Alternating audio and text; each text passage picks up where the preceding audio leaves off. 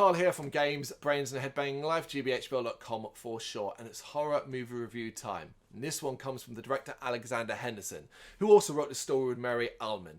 This is Becoming Death, a slow burn of a horror that is immensely satisfying because you're never quite sure what will happen next. It all begins straightforward enough, seemingly heading down a supernatural route as a young woman named Francine, played by Jennifer Buckley, gets some good news via phone call. She is so caught up in the call she fails to notice a woman watching her from afar. That is until the woman, played by Merilinda Sol, confronts her as Francine nears her car. She's covered in blood but seems to be quite calm, asking Francine why she's so happy. Fearful, Francine answers before getting into her car. And it's here the blood woman switches, screaming how much she hates Francine and even chasing after her as she drives away. What a strong start this is. I loved it. It really got my juices flowing, really intrigued me for what was going to come. Yet, here's the thing. It's probably the least strange thing that will happen to Francine over this movie's runtime.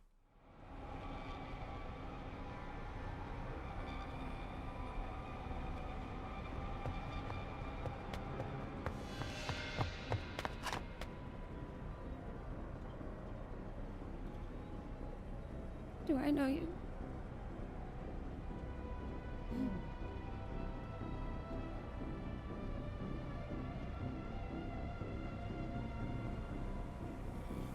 May I ask you something? Okay.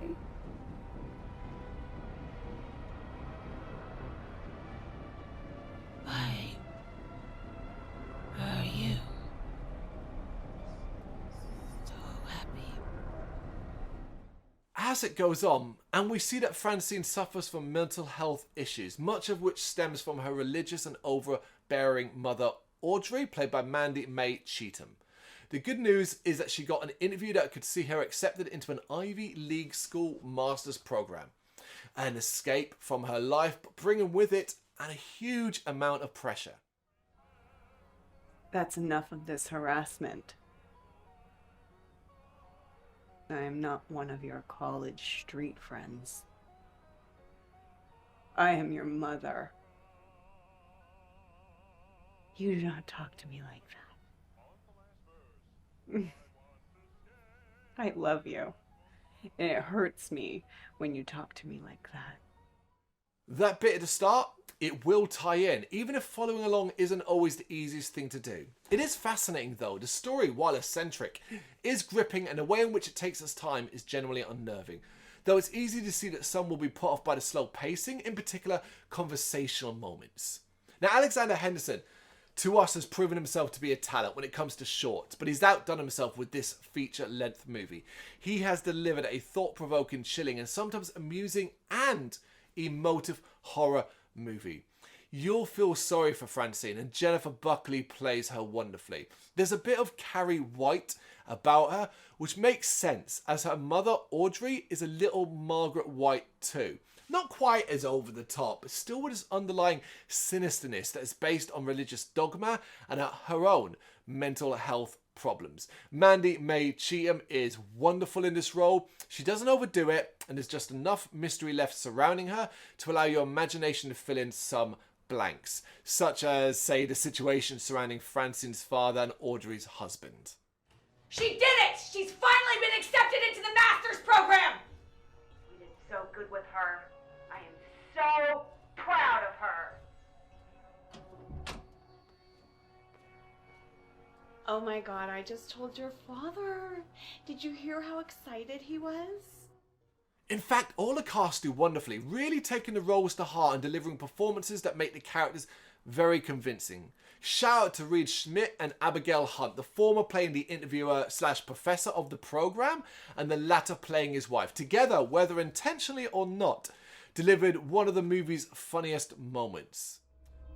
I'm looking for candidates who can rip themselves open and expose themselves to the dark agonies and ecstasies. Harry?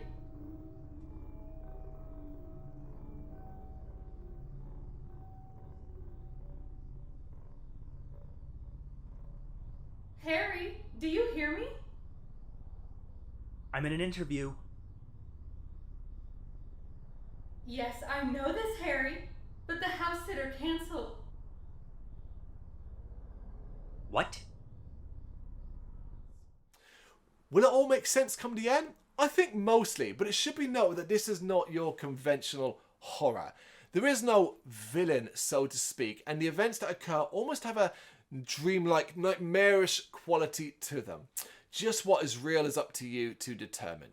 A slow burn, but one well worth experience. And then check this, you can, because it's free to watch on YouTube on Alexander Henderson's YouTube channel. So you've got no excuses. In fact, there's an OG version which is over half an hour longer than this film. Now, that one was cut down to an hour and a half, roughly an hour and a half for this one, because Alexander thought the OG version was too much of a slow burn movie. That still exists in this shorter version. But having not seen the 2-hour version, I may get to it eventually. I'm fascinated to know what was cut out and how much extra detail was included. I may end up really, really liking it just as much as I do this movie. I think this is great. I really enjoyed this. I thoroughly enjoyed it, but I do think it's polarizing. I think for everyone that likes it, another person will not enjoy it. That happened exactly to me. I watched it with my wife. She didn't like it. I loved it. Two polarizing views. So what do you think? Check it out. It's free on YouTube. Come back here. Let me know what you think in the comments.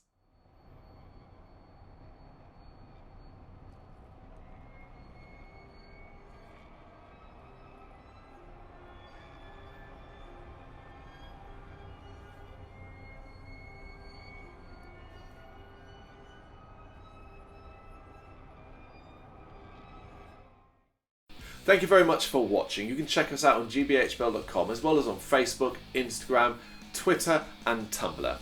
Go to Patreon to help us out over there. That's patreon.com/gbhbl, as well as Big Cartel, where you can find some of our merchandise. We have a podcast running on SoundCloud and Apple Podcasts. And of course, if you like this video, do us a favour, hit the subscribe button and help the channel grow. Games, horror and heavy metal. What else is life for?